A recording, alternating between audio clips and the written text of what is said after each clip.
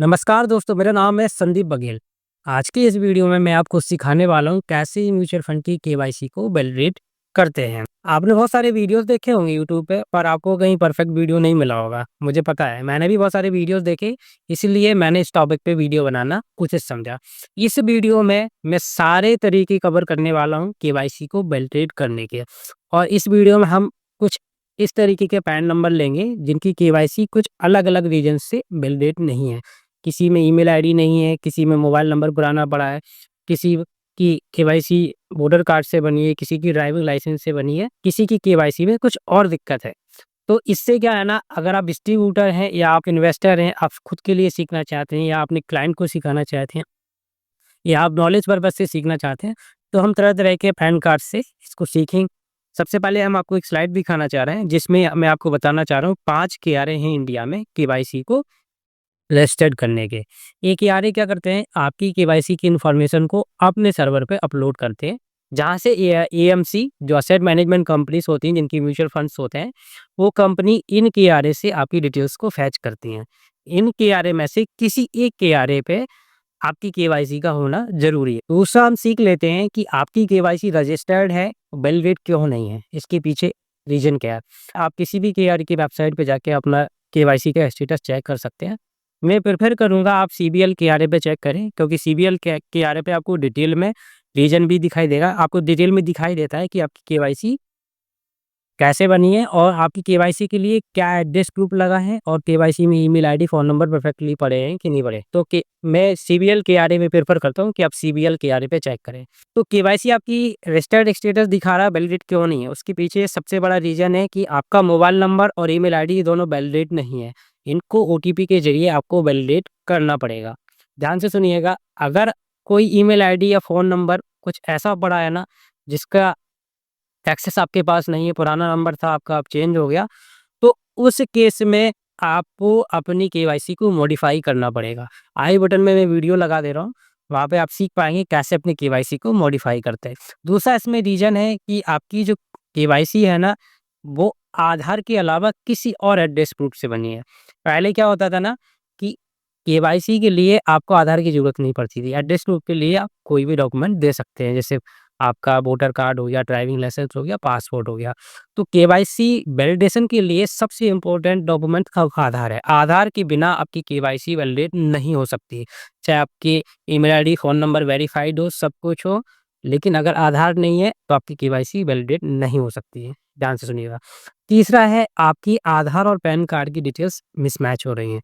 DOB, नाम या कुछ भी इनमें से कोई डिटेल्स अगर मिसमैच हो रही है तो आपकी केवाईसी वैलिडेट नहीं हो सकती है। अब मैं आपको बताता हूँ केवाईसी रजिस्टर्ड और केवाईसी वैलिडेशन में अंतर क्या है। अगर आपका केवाईसी स्टेटस रजिस्टर्ड है, तो उस केस में आप सेम म्यूचुअल फंड फ़ोलियोज़ में आप ट्रांज़ैक्शन कर पाएँगे। आप उनमें रिडम्पशन, स्विच, एडिशनल परचेज़ सब कुछ कर पाएँगे। लेकिन अगर आप कुछ न्यू म्यूचुअल फंड परचेज़ करना चाह रहे हैं, अगर आप दूसरी एएमसी के लिए मूव करना चाह रहे हैं, तो उस केस में आपको केवाईसी डॉक्यूमेंट फिर से देने होंगे। तो बार-बार आपको केवाईसी डॉक्यूमेंट देने से अच्छा है एक बार अपनी केवाईसी को वैलिडेट कराएँ। केवाईसी अगर आपकी वैलिडेट है, तो उस केस में आप म्यूचुअल फंड में किसी भी स्कीम को परचेज़ कर सकते हैं, किसी भी एएमसी के फंड को परचेज़ कर सकते हैं। आपको बार-बार केवाईसी के डॉक्यूमेंट्स नहीं देने पड़ेंगे। अभी हम केवाईसी वैलिडेशन की प्रोसेस को स्टेप बाय स्टेप सीखते हैं। इसमें हमने 3-4 पैन नंबर लिए हैं जिनकी केवाईसी वैलिडेट नहीं है। तो अलग-अलग पैन की केवाईसी अलग-अलग रीजन से वैलिडेट नहीं है। तो डिटेल में हम सीखेंगे कि अगर आपकी केवाईसी जिस रीजन से वैलिडेट नहीं है, तो उसको कैसे हम वैलिडेट कर सकते हैं।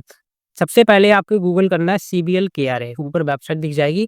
इसमें एक है कि सीबीएल केआरए जब आप मोबाइल से खोलेंगे तो ये इस तरीके का एक इमेज आएगा। ठीक है? ये इमेज ऑटोमैटिकली थोड़ी देर बाद हट जाता है। ये एक तरीके से नोटिफ़िकेशन मान लो आप। उसके बाद जैसे ही हमने सीवीएल केआरए का वेबसाइट खोला, आपको ऊपर ऑप्शन दिखेगा केवाईसी इंक्वायरी, ठीक है? केवाईसी इंक्वायरी पे आपको क्लिक करना है। जैसे ही आपने केवाईसी इंक्वायरी पे क्लिक किया, पैन नंबर एंटर करना है। पैन नंबर एंटर करने के साथ आपको कैप्चा एंटर करना है। कैप्चा एंटर करने के साथ फिर ये नीचे आपको दिखाई देगा केवाईसी स्टेटस और रीज़न वगैरह कि क्यों केवाईसी वैलिडेट नहीं है। ये देखिए, कस्टमर का केवाईसी स्टेटस दिखाई दे रहा है। सबसे पहले आपको देखना है केवाईसी किस केआरए पे बनी है, ठीक है? तो ये जो केवाईसी बनी है एनडीएमएल केआरए पे बनी है। केवाईसी का वैलिडेशन एनडीएमएल केआरए के थ्रू ही होगा। ये चीज़ ध्यान रखना है। जिस KRA पे बनी है ना, उसी KRA के थ्रू आपकी केवाईसी वैलिडेट होगी।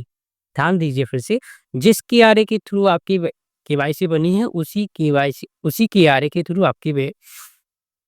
आपकी केवाईसी वैलिडेट होगी। तो आपको NDML KRA देखना है, पहले रीजन देखना है, केवाईसी रजिस्टर्ड दिखा रहा है। अब इसमें आपको क्या दिख रहा है ना, लास्ट में इसमें आप जैसे ही इसको स्क्रॉल करेंगे ना, आपको लास्ट में दिख रहा है ना, ये देखिए एड्रेस प्रूफ क्या लिखा है केवाईसी में, पासवर्ड। जैसे कि मैंने बताया केवाईसी वैलिडेट करने के लिए आधार कार्ड की जरूरत पड़ती है, आधार कार्ड मैंडेटरी है, उसके बिना आप केवाईसी वैलिडेट नहीं हो सकती है। अब इसमें पासबुक लगा है, अब आप ये मत सोचिएगा कि इसमें पासबुक लगा है तो आधार कार्ड को अपलोड मार दें केवाईसी वैलिडेट हो जाएगी, नहीं। इसको प्रॉपर्ली चेक करना होगा कि इसमें ईमेल आईडी और फ़ोन नंबर भी पड़े हैं, या तो ऐसा तो नहीं है कि ईमेल आईडी फ़ोन नंबर नहीं पड़े हो तो उस केस में आपको केवाईसी को मॉडिफाई करना पड़ेगा। तो अभी हमें क्या करना है ना, यहाँ से हमने चेक किया, फिर उसके बाद हमें पर्टिकुलर KRA की वैलिडेशन वाली वेबसाइट पे जाना है। तो हमको क्या करना है, अब जो ANDML KRA बनी तो हमको सिंपली आगे इससे प्रोसीड करना है। प्रोसीड करने के बाद हमको सर्च करना है NDML KRA KYC validation. Google किया, ये देखिए ये वैलिडेशन के लिए आया, यहाँ पे पैन नंबर एंटर किया, वही पैन नंबर आपको कॉपी कर लेना, कैप्चर डालेंगे।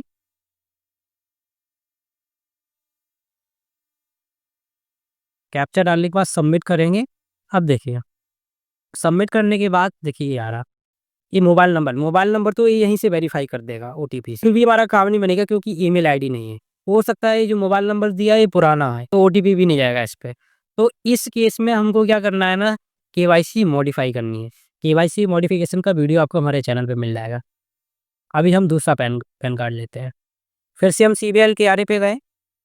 CVL KRA पे जाने के बाद फिर हमने दूसरा पैन नंबर लिया, उसको एंटर किया, उसको देखा। उस देखिए सबसे पहले हमें KRA देखना, किस KRA पे आपकी केवाईसी बनी है। ये हमारी केवाईसी CVL KRA पे बनी है। हम चेक भी CVL पे कर रहे हैं और बनी भी CVL पे है। ये आधार वगैरह दिख रहा है, इसमें प्रॉपर आधार है, लेकिन फिर भी हमको आगे देखना, हो सकता है आधार की डिटेल्स चेंज की ना, इस वजह से केवाईसी वैलिडेट ना हो, या फिर मोबाइल नंबर ईमेल आईडी कुछ ना पड़ा हो। ठीक है, जो भी है हमको वैलिडेशन वाली लिंक पे ही पता पता चलेगा कि मेन रीजन क्या है केवाईसी ना वैलिडेट होने का। तो इसके बाद हम जाएंगे CVL KRA की वैलिडेशन वाले लिंक पे। तो CVL KRA हम खोलेंगे, फिर यहीं आपको एक वैलिडेशन का भी ऑप्शन दिखेगा। जैसे हमने केवाईसी इंक्वायरी का ऑप्शन देखा था, वैसे ही वैलिडेशन का। ध्यान रहे आपकी केवाईसी अगर रजिस्टर्ड है तो आपको वैलिडेशन वाले लिंक पर ही जाना है, पर्टिकुलर KRA के। पैन नंबर एंटर करेंगे, कैप्चा एंटर करेंगे। कैप्चा एंटर करने के बाद आपको सारे ऑप्शन खुलेंगे कि क्या क्या रीजन है आपकी केवाईसी ना वैलिडेट होने का। देखिए मोबाइल नंबर वेरीफाई है, ईमेल आईडी भी वेरीफाई है। प्रोसीड विथ आधार वैलिडेशन पे क्लिक करेंगे, ये केवाईसी यहीं से वैलिडेट हो जाएगी, क्योंकि मोबाइल नंबर और ईमेल आईडी दोनों वेरीफाई है। इसमें 4 ऑप्शन खुलते हैं, ई आधार PDF, एम आधार QR और एक ऑफलाइन ई केवाईसी और डिजी लॉकर। हम आपको सबसे ईजी तरीका बताते हैं, आपको ई आधार PDF से करना है या फिर आप डिजी लॉकर से भी कर सकते हैं। पहले मैं आपको ई आधार PDF से करके सिखा रहा हूँ, फिर मैं इसी को डिजी लॉकर से सिखाऊंगा। तो आपको ई आधार PDF पे क्लिक करना है, नेक्स्ट करना है। नेक्स्ट करने के बाद आपको गूगल करना है डाउनलोड ई आधार, के बाद स्क्रॉल करना है। स्क्रॉल करने के बाद आपको डाउनलोड आधार का ऑप्शन दिखाई देगा, डाउनलोड आधार पे क्लिक करना है। आधार नंबर बनना है आपको और ओटीपी, जो आधार में मोबाइल नंबर रजिस्टर्ड होगा उसको ओटीपी जाएगी। यहाँ पे ध्यान देने वाली बात है कि आपको मास्क आधार डाउनलोड करना है, इसलिए आप इस पे क्लिक करिएगा, do you want a mask Aadhaar, इस पे क्लिक करेंगे तो उसके बाद ओटीपी से वेरीफाई करेंगे। आधार की जो PDF है ना वो डाउनलोड हो जाएगी। उस PDF का पासवर्ड आपका नाम, नाम के शुरू के 4 अक्षर कैपिटल में और आपकी डेट ऑफ ईयर, जैसे मेरा नाम संदीप बघेल है, ठीक है। फॉर एग्जांपल मेरी डेट ऑफ बर्थ 2000 है, तो मैं अपने SAND डालूंगा और अपनी डेट ऑफ ईयर डालूंगा 2000, कैपिटल में डालना है। ये 8 अंक का इसका पासवर्ड होता है। उसके बाद फिर नेक्स्ट करेंगे। हमने आधार डाउनलोड कर लिया, ध्यान देने की बात है। जैसे ही हम नेक्स्ट करेंगे तो इसको क्रॉस मारना है, यहाँ से फाइल को चूज करना है और जो आधार का पासवर्ड है वो यहाँ पे डालना है। ऐसे इसको डालेंगे तो यहाँ से नेक्स्ट नीचे आएंगे। नेक्स्ट करने के बाद फिर एक और आपका ऑप्शन आएगा सबमिट का, बाद का ऑप्शन आएगा सबमिट का। तो उसके बाद आपको उसको सबमिट करना है प्रॉपरली। उसके बाद आपकी केवाईसी 1 या 2 दिन में वैलिडेट हो जाएगी। अब मैं डिजी लॉकर से सिखा रहा हूँ, बीच के 2 ऑप्शन है वो इतने कन्वीनियंट नहीं है, इसलिए मैं कोई ऑप्शन आपको सिखा रहा हूँ ना जो इजी प्रोसेस कर सके।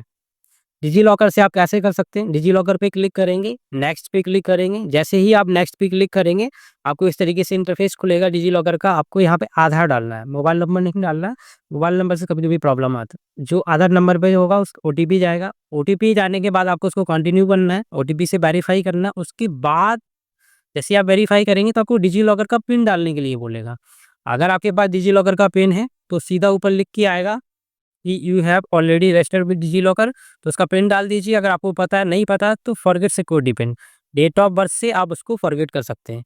या पिन नहीं है तो क्रिएट न्यू पिन का ऊपर ही ऑप्शन आ जाएगा, तो नया पिन बना सकते हैं आप 6 अंक को। कंटिन्यू करिए। कंटिन्यू करने के बाद आपको यहाँ भी एक सबमिट का ऑप्शन आएगा। जैसे ही सबमिट करेंगे, आपकी केवाईसी डिजी लॉकर से वैलिडेट हो जाएगी। अभी हम नया पैन कार्ड का सीख रहे हैं और नया पैन कार्ड लिया। अभी हमने दो तरीके के पैन नंबर ले लिए। उनकी केवाईसी कैसे वैलिडेट करनी मैंने आपको सिखाया। अब तीसरा पैन नंबर लिया। जैसे हमने पैन नंबर सीवीएल केआरए में चेक किया, सीवीएल केआरए खोलना आपको सीखे होंगे। जैसे चेक किया इसका केवाईसी रजिस्टर्ड है, ठीक है, मोबाइल वैलिडेशन फेल्ड हो गया। तो इस केस में देखते हैं इसकी केआरए, इसकी वैलिडेशन वाले लिंक पे जाके जब भी हम केआरए से वेबसाइट किसी पर्टिकुलर केवाईसी को चेक करते हैं, तो उस केवाईसी को वैलिडेट करने के लिए हमें उसी केआरए की वैलिडेशन वाली लिंक पे जाना होता है, वैलिडेशन वाले पेज पे जाना होता है। पेज पे हम पैन नंबर डालेंगे। पैन नंबर डालने के बाद कैप्चा डालेंगे। कैप्चा डालने के बाद देखेंगे कि क्या रीजन है। मैन सबमिट करेंगे। सबमिट करने के बाद हमको दिखेगा, ये देखिए इसमें ईमेल आईडी और फ़ोन नंबर कुछ भी रजिस्टर्ड नहीं है। तो अगर ये यहाँ से प्रोसीड विद आधार वैलिडेशन, ध्यान दीजिए, अगर हम यहाँ से आधार को वैलिडेट भी कर सकते हैं ना, कर देंगे ना, तब भी केवाईसी वैलिडेट नहीं होगी, क्योंकि मोबाइल नंबर और फ़ोन नंबर वैलिडेट नहीं है। तो इस केस में आपको प्रोसीड विद आधार वैलिडेशन नहीं करना है, सीधा आपको केवाईसी मॉडिफाई करनी है। जब आप केवाईसी मॉडिफाई करेंगे ना, तो वहाँ वो केवाईसी मॉडिफिकेशन में आधार मांगता है, तो वो केवाईसी वहीं से वैलिडेट भी हो जाएगी, कोई प्रॉब्लम नहीं आएगा उसमें। इस केस में केवाईसी आपको मॉडिफाई करनी है। मॉडिफाई करने के बाद वहाँ से वैलिडेट भी हो जाएगी। अभी दूसरा पैन नंबर लेते हैं। इसमें दिख रहा, देखिए ईमेल आईडी, फ़ोन नंबर कुछ भी रजिस्टर्ड नहीं है। तो इस केस में हमको क्या करना है ना, केवाईसी मॉडिफाई करनी है। केवाईसी मॉडिफिकेशन का वीडियो आपको हमारे चैनल पे मिल जाएगा।